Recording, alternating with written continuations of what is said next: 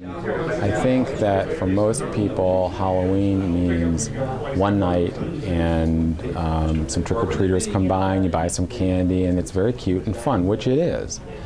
But for the town, because of the way that this Halloween celebration has really gotten so large, and really it's gotten very large very quickly, we've had to respond in a way that has required the commitment of a lot of resources.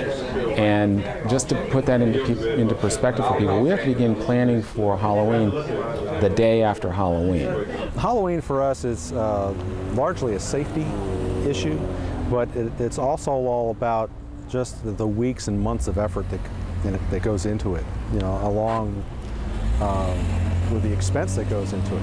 We wind up hiring a lot of people who don't normally work for the town. Officers from probably a dozen different agencies come to help us. Chief Jones from the fire department gets firefighters from all over the Triangle to come and help out in Chapel Hill. Altogether, there's going to be over 700 employees working this, just trying to make it a safe event. Last year, it cost the town about $221,000 for one night of an unofficial event. And we felt after last year's event, when we had about 80,000 people up on Franklin Street, that it was just grown too large, that we can't really provide a safe environment for it when you have that many people. So we went on a deliberate course to try to take some steps to make the crowd a little bit smaller. And over time, over the next few years, we're hoping to be able to bring it down to where it was 20 years ago, when it was just students and Chapel Hill families up on the 100 block of East Franklin Street, out in costumes. They're out there for a couple hours and then everybody went home. The numbers of people have grown tremendously. It really was a community event, and then it seemed to explode into something that was a regional event. The numbers were in the 40s, 50s, thousands, and I guess most recently 80,000. I was worried that even with that kind of concerted effort, we were going to have a tragedy that we would want to avoid at all costs. Well, over time, what we've seen is that Halloween has grown into a really large event that has just gotten too big for a town of this size to be able to manage, and to be able to manage in a way that people can feel comfortable and we can feel that people will be safe, whether they're citizens or whether they're visitors. And so we have really had to take a look at what is a size that we can manage and try to make Halloween smaller.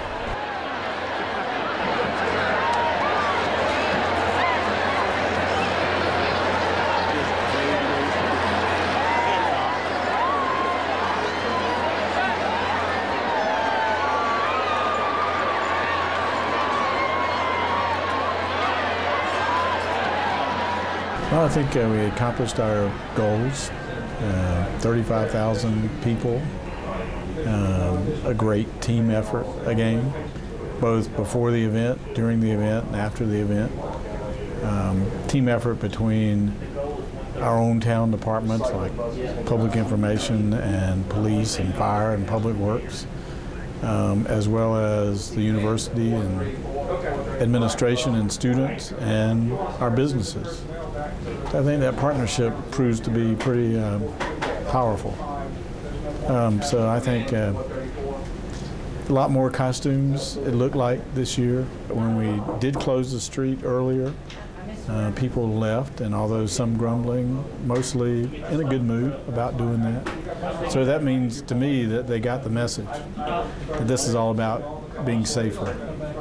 So I think that's a major accomplishment. The starting point is that we had half as many people, less than half as many people, so it's a smaller crowd, therefore easier to manage. But we also did things like take more control of the event, like announcing we were getting ready to open the street so that people who wanted to comply could do that. And they did. They began to leave the street when we told them we were getting ready to open it back up. So we didn't have to wait to see when the crowd was willing to leave. And I think that's a testament to the teamwork from public safety and public works and landscaping and all the people who work together to do that. And when you start down the street with a police line, but then followed behind it are street sweepers and blowers in the street, and that really makes a strong statement about the street is open.